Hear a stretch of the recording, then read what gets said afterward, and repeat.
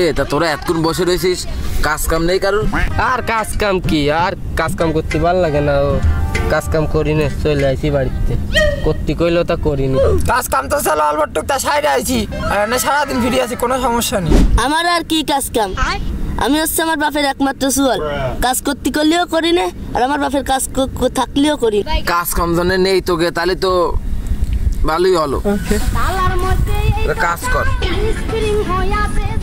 যাই আমার বিলে করে ধান আছে, ওই সামনে কাটি। কাজ জন্য নেই তোকে, আমার একটু কাজ আছে। ও রে বন্ধু, তোরে তো একটা কথা কথা ভুলে গেছি। ওই আমার তো আব্বা সকালে কাজ করতে গেছে, তো কাজ না করে চলে আইছি। বাড়ি যেতে হবে, তাড়াতাড়ি বাড়ি যেতে হবে। বাড়ি যেয়ে কাজ না করলে আনে ওই ফকেট করে যে টা দেবে না, বুঝছিস? থাক, আমি ওই গেলাম। হ্যালো আব্বা, আসতেছি, দাঁড়াও, কাজ করতে হবে তো। দাঁড়াও দাঁড়াও, আসতেছি, 2 মিনিট দাঁড়াও, মোটে আসতেছি। ওকে তো নাই কাজ রয়েছে, তোর মনে কাজ নেই, চল আমার সাথে তুই যে এই ধান কাটিস কেন করে। ও ভাই, আমি তো ভুলে গেলাম, আমাদের বাড়ি আমার বাপ একটা জার্সি ফ্রিজিয়ান গরু কিনেছে। ওই গরুরে কুটো কেটে না খাতে দিলি আমার বাপ ওই গরুর দুধ দিয়ে খাতে দেবে না রে। ও ভাই আমি গেলাম, নালে আমার গরুর দুধ খাতে দেবে না রে, আপনি খাইয়েন। ওই তোরা জন্য যা আসছিস তা দা, সমস্যা নেই। ভাবিলাম কি বিকালবেলা কাজ কাম শেষে সবাই মিলে একসাথে একটা 12:30 আইনে সবাই মিলে খাবো। কি করার, তোরা যেন থাকবি না, তো একা একা কাঁধে মন বসে না, আমার মতো আমি এটা নিয়ে আসি। হ্যালো, এই তো ওই আমাকে ওই ধান খেতে রয়ে দেখ, আমার জন্য একটা নিয়ে আসিস কেন দিন, অল্প অল্প একটা নিয়ে আসিস কেন। ও রে বন্ধু, সে কাজ তো সে সকালে কইরে তুই আছি, তো আমার মনে নেই। ও আজ যাড্ডুক আছে, ও বিকেলে করলেও অসুবিধা হবে না নে। আমি আসতেছি বন্ধু, দাঁড়া। ওরে আব্বা, কবা না একটু ভারে আসলে হবে না, তা আমি একটু ভারে আসতেছি। ও রে সকালে তো খাতি দিয়ে আইছি, আমার মনে নেই, আবার কষ্টের বাড়ি যাবো কেতি।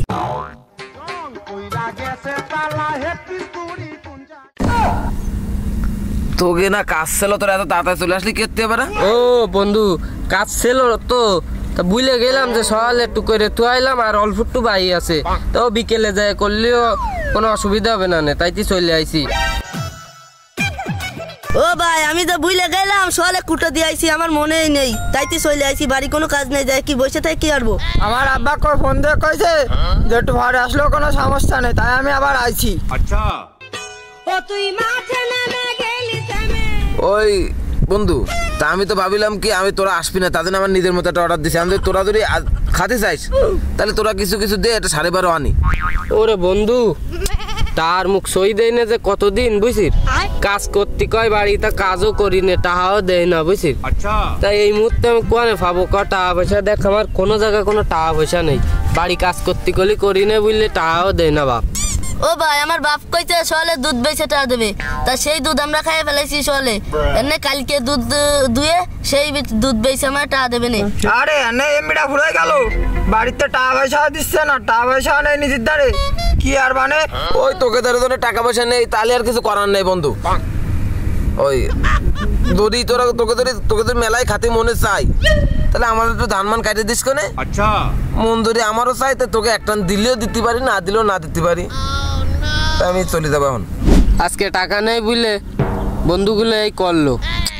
এরম টাকার কারণে প্রতিনিয়ত হাজারো বন্ধুত্ব নষ্ট হয়ে যাচ্ছে। এবার আর ইমোশনাল আমার দ্বারা দিলে কাজ হবে না। ওই ইমোশনাল যতই যা দাও, টাকা না দিলে কোনো কাজ হবে না। আজ টাকা নেই বলে বড় ভাইরা যাচ্ছে আমায় ভুলে। আজ টাকা নেই বলে সবাই আমায় গেল বলে। টাকার জন্য ঢাকায় যাবি, টাকাই কামাই কর।